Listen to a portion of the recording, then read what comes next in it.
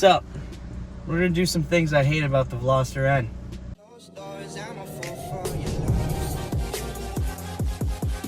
I hate how when you put it in reverse, the music goes down. And we're gonna show you that right now.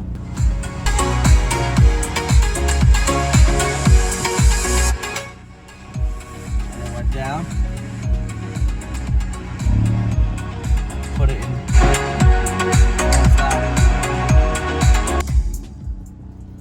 So there's that. Can't stand that. In the morning, I want to be able to listen to music right off the bat and not have to worry about, you know, oh, I can't listen to it at full blast because I have to put it in reverse. So, you know, that's just a little thing. You might like it because then you can concentrate, but I don't really care. Another thing, being short sucks in this car because with this extension, seatbelt extension, flimsy as all get out. So as soon as you like touch it, it just goes down, and then you have to reach all the way back to get your seatbelt. It's terrible. It's just a little nitpick. Off to the next. The thing I hate about this car is the turning radius. Absolute trash. We're gonna go into a turn here.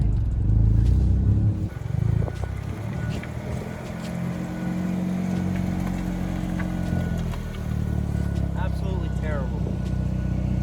I've had trucks that turn better than that. Another thing, the cup holders. Why they're here for a stick shift car doesn't make any sense. They could have put them anywhere else but here. You get a tall drink, you can't even use the cup holder. Doesn't make any sense. Plus, the cup holders are tiny. This is about the size you can do. For America, that's not big enough.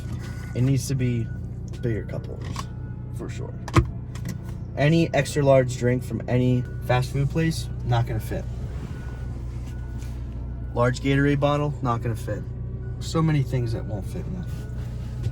But alas, it's okay. As you can see, we have it in N mode right now. And I love to hear that exhaust. But when you turn the car off, as we're doing now, turn it back on, it resets. Completely resets everything. It goes back into normal mode.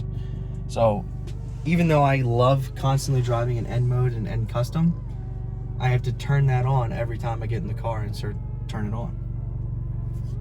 Sucks.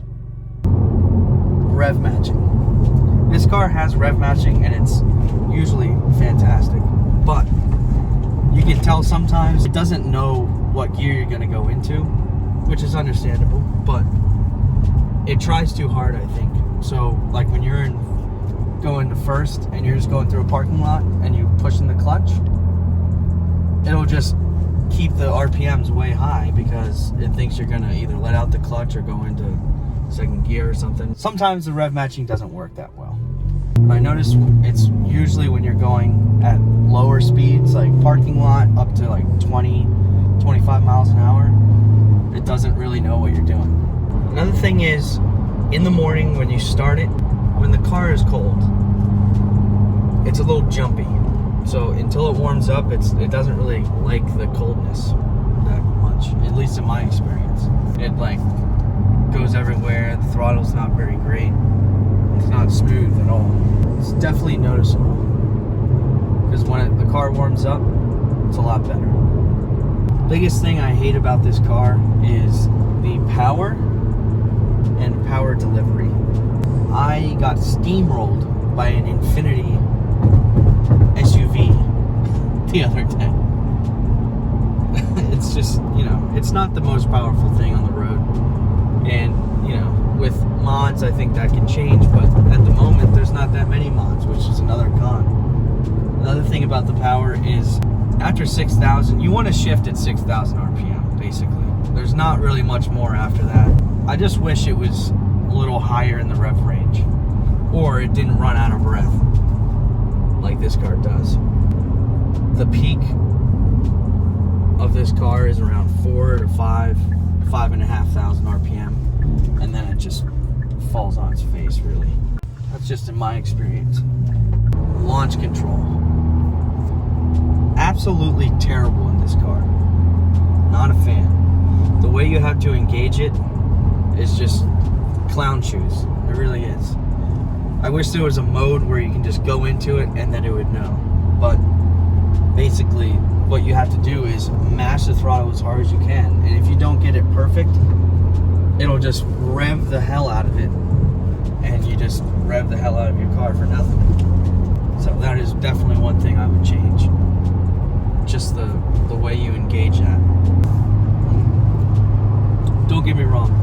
This car is fun. It's the most fun I've ever had in a car, for sure. And I love this car. But that doesn't go without things that I don't like about it. So, which is why we brought this video. Coming up, we're going to have a video of things that I love about this car, which I think some things are going to overlap because, you know, there's things that you love and hate. It's a love-hate relationship.